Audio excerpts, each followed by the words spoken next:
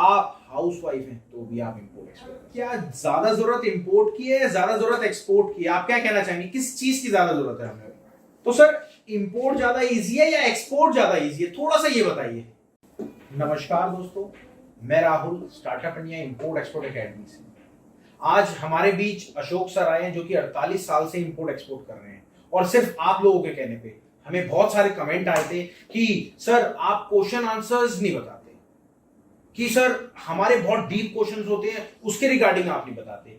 आज हम पूरा एक चैप्टर लेके आए हैं आपके लिए। बस मेरी रिक्वेस्ट है आपसे कि आप ये वीडियो पूरा देखिएगा, क्योंकि वीडियो देखने से आपको वो इंसेंटिव मिलेगा और साथ में आपको लगेगा कि हाँ मैं कुछ कर सकता हूं। क्या आप इंपोर्ट एक्सपोर्ट कर सकते हैं? और ऐसा मत सोचिएगा आप इंपोर्ट एक्सपोर्ट नहीं कर सकते। सर कोई भी, अगर आप मैन्युफैक्चरर हैं तब भी आप इंपोर्ट एक्सपोर्ट कर सकते हैं, अगर आप ट्रेडर हैं आप तब भी इंपोर्ट एक्सपोर्ट कर सकते हैं, अगर आप हाउसवाइफ हैं तो भी आप इंपोर्ट एक्सपोर्ट कर सकते हैं। और इंपोर्ट एक्सपोर्ट करने का बिल्कुल सिंपल फॉर्मूला है। क्या? सबसे पहले आपको बैंक अकाउंट चाहिए, दूसरी बात आपको अपना रजिस्ट्रेशन चाहिए, तीसरी बात सारे काम आपके हो जाते हैं, बट एक सिर्फ आईई कोड चाहिए होता है। आप कहेंगे आईई कोड क्या होता है? Import export code. और उसके बाद शुरुआत होती है आपके बिजनेस की। तो नमस्कार गुप्ता जी, मतलब मैं आपको गुप्ता जी इसलिए बोलता हूं क्योंकि मेरे एक रिगार्ड से गुप्ता जी निकलता है। बाकी हमारे अशोक सर, बहुत बहुत नमस्कार आपका आने के लिए वीडियो में। और बहुत सारे कस्टमर्स के बहुत सारे क्वेश्चंस थे कि यार मैं इंपोर्ट एक्सपोर्ट करना चाहता हूं, मैं कर सकता हूं? तो थोड़ा सा इंपोर्ट एक्सपोर्ट के रिगार्डिंग आप बताइए, क्या है इंपोर्ट एक्सपोर्ट, कौन कौन कर सकता है? धन्यवाद राहुल जी, आपने बहुत अच्छा क्वेश्चन पूछा है। और हमारा स्टार्टअप का ये एम है कि हम लोगों को इंपोर्ट एक्सपोर्ट से जोड़ें। इंपोर्ट एक्सपोर्ट की आखिर आवश्यकता क्यों है? हम अपने गांव में, देश में ही काम क्यों ना कर लें? क्योंकि हमें बाहर से बहुत सारी चीज़ें मंगानी होती हैं और वो चीज़ें तब आ सकती हैं जब हम यहाँ से एक्सपोर्ट करते हो। तो इसके लिए एक्सपोर्ट की ज़रूरत पड़ती है, क्योंकि इंपोर्ट की भी हमारे लिए आवश्यकता है आज के युग में। पहले ऐसा नहीं था, पहले अपने गांव में ही सब चीज़ें पैदा होती थी और हम उसको यूज़ कर लेते थे। क्योंकि आज अब विश्व एक बहुत बड़ा बाजार हो गया है, इसलिए हमें एक्सपोर्ट की ज़रूरत पड़ती है, क्योंकि हमें इंपोर्ट करना है। तो आपकी इस बात का जवाब है कि इंपोर्ट की भी ज़रूरत है, एक्सपोर्ट की भी ज़रूरत। तो सर क्या ज़्यादा ज़रूरत इंपोर्ट की है या ज़्यादा ज़रूरत एक्सपोर्ट की है? आप क्या कहना चाहेंगे, किस चीज़ की ज़्यादा ज़रूरत है हमें? नेचुरली आपने पूछा इंपोर्ट ज़्यादा इम्पोर्टेंट है या एक्सपोर्ट ज़्यादा इम्पोर्टेंट है। दोनों ही इम्पोर्टेंट है। हमारे पास आज के युग में ऐसी बहुत सी चीज़ें हो गई। हमारे यहाँ तेल की कमी है, फॉर एग्जांपल पेट्रोलियम की कमी है, तो वो हमें लेना ही पड़ेगा। हमारे यहाँ बहुत सी चीज़ें जो एग्रीकल्चरल प्रोडक्ट्स हैं वो बहुत हैं, कुछ देंगे तो कुछ लेंगे। तो इसलिए हम लोगों के लिए एक्सपोर्ट भी ज़रूरी है, इंपोर्ट भी ज़रूरी है। पर हमें यहाँ स्टार्टअप इंडिया में देखना है कि हम क्या अच्छी तरह से कर सकते हैं।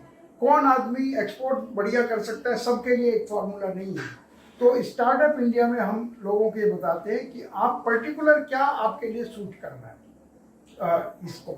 तो सर इंपोर्ट ज्यादा इजी है या एक्सपोर्ट ज्यादा इजी है, थोड़ा सा ये बताइए। बहुत कठिन सवाल किया आपने।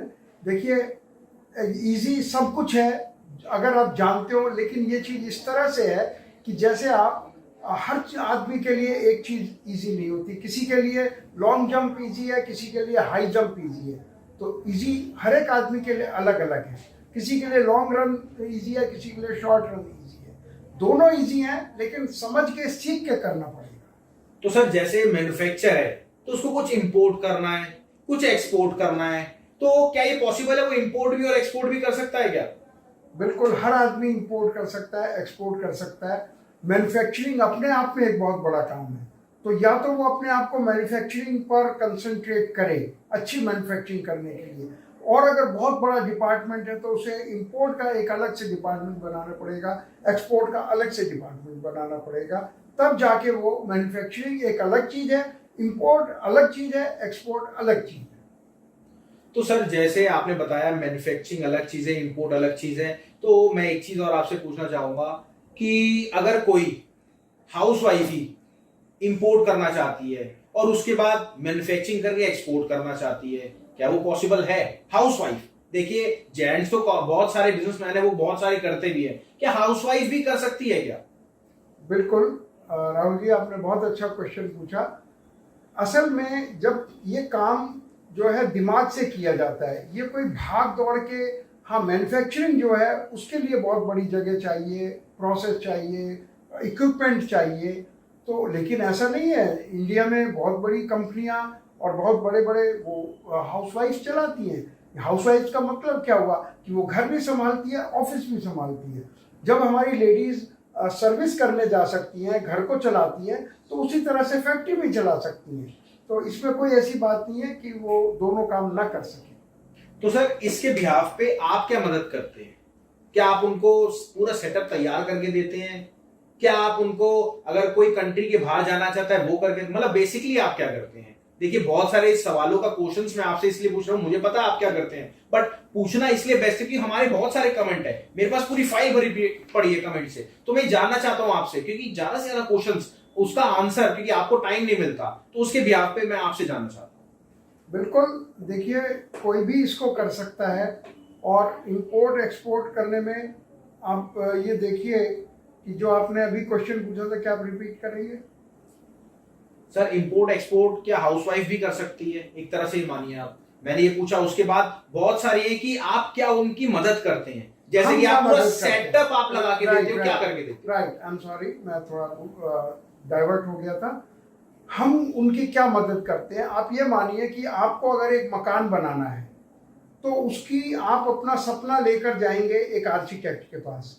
हमें 4 कमरे का मकान चाहिए, एक बच्चों के लिए चाहिए, एक गेस्ट के लिए चाहिए, हमें कुछ धूप के लिए जगह चाहिए, किचन हमारी बड़ी होनी चाहिए।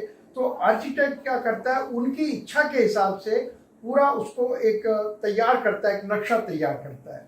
या आपको कहीं विदेश जाना है, तो आप किसी ट्रैवल एजेंट के पास जाते हैं, पहले हमें कहाँ जाना चाहिए, फिर कहाँ जाना चाहिए, तो वो आपकी स्थिति, आपकी पॉकेट, आपका चलना फिरना देख के वो आपको गाइड करता है कि आपको क्या रूट एक्वायर करना चाहिए। तो हमारा काम है आपको गाइड करना, क्या रूट एक्वायर करना है वो आपको बताना, उसका पूरा नक्शा बताना।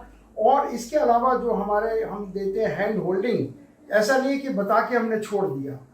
हम फिर जब जहाँ भी दिक्कत आती है, आप हमें कॉल करके पूछ सकते हैं कि हम अब आगे क्या करें, अब ये दिक्कत आ गई है, अब हम क्या करें, ये चीज़ें हम आपको बताते हैं। बिल्कुल बिल्कुल, बहुत बहुत नमस्कार सर, आप आए उसके लिए बहुत बहुत शुक्रिया आपका। और मेरी सबसे रिक्वेस्ट है कि आप अगर इंपोर्ट एक्सपोर्ट करना चाहते हो, तो देखिए आप सीखिए कहीं से भी, अगर आप करेंगे तो आना आपको हमारे पास ही पड़ेगा, क्योंकि एक अशोक सर मात्र ऐसे व्यक्ति हैं जो कि हैंड होल्डिंग सपोर्ट आपको दे रहे हैं। और हैंड होल्डिंग सपोर्ट का मतलब क्या होता है सर, थोड़ा सा हैंड होल्डिंग सपोर्ट के बारे में एक ब्रीफ कर दीजिए प्लीज। देखिए, हैंड होल्डिंग का मतलब ये होता है, जब आपको जरूरत हो तो आदमी आपके सामने अवेलेबल होना चाहिए, ये हैंड होल्डिंग कहलाता है।